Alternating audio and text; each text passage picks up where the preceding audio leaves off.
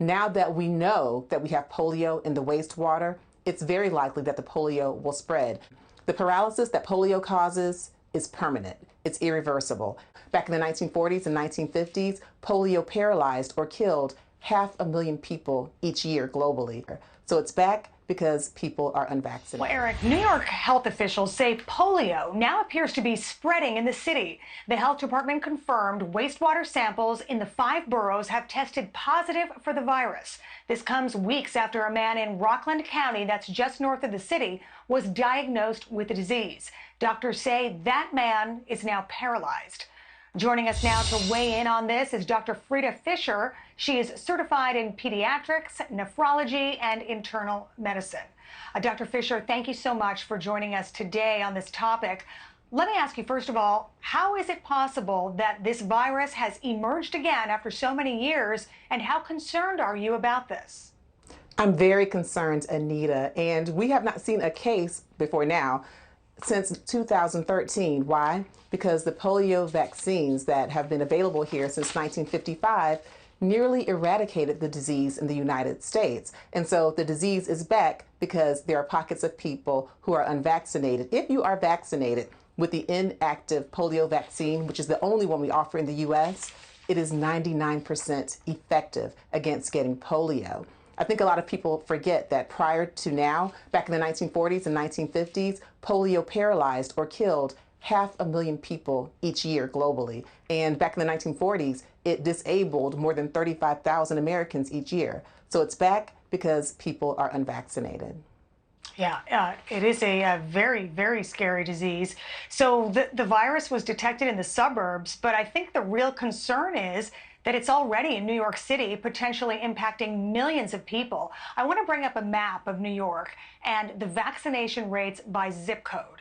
If you take a look at this, the dark blue areas are the areas with the highest vaccination rates, the light blue with the lowest. But overall, the state is 86% vaccinated. Do you think that's high enough, or do you think they need to roll out a vaccination campaign in New York? What are your thoughts there? I think we need to roll out a vaccination campaign. Now, historically, it was thought that if there were an 80% vaccination rate, that could provide a herd immunity, meaning even if you were unvaccinated, you could be protected by the bubble. And nationwide, we have something like a 93% vaccination rate. That's protective. Here's the issue. All it takes is one. If you have someone who's unvaccinated, who's been protected thus far, now that we know that we have polio in the wastewater, it's very likely that the polio will spread. And so we certainly need to educate people. When you see something, it's more real to you.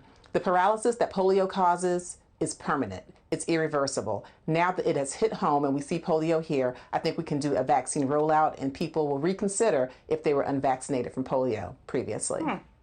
Well, you mentioned, and studies show, that 3 doses of the vaccine are 99% effective for adults and children. This is the same vaccine that you mentioned that was introduced in the 50s, and there are many older people today who contracted polio before that vaccine came out. One of them is Senate Minority Leader Mitch McConnell, who is 80 years old. Here's what he had to say about that. As some of you may recall, I was a polio victim when I was a youngster.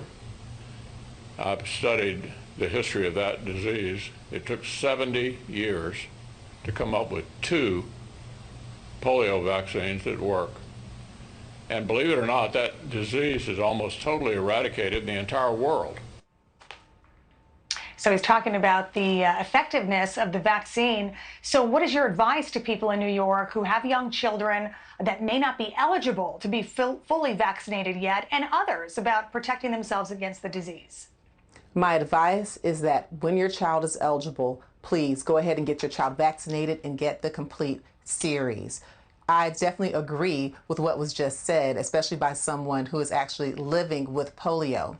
Only 1 in 200 people infected with polio are actually paralyzed, but again, the paralysis is permanent, and polio can lead to death when it actually causes the breathing muscles, the respiratory muscles, to stop. It's a very serious, potentially fatal disease that is preventable. So why not prevent it? Get vaccinated. Yeah, the good news there is that it is preventable, although, as you said, very serious and not to be taken lightly. Dr. Frita Fisher, thank you so much for joining us today. It was good to see you. My pleasure.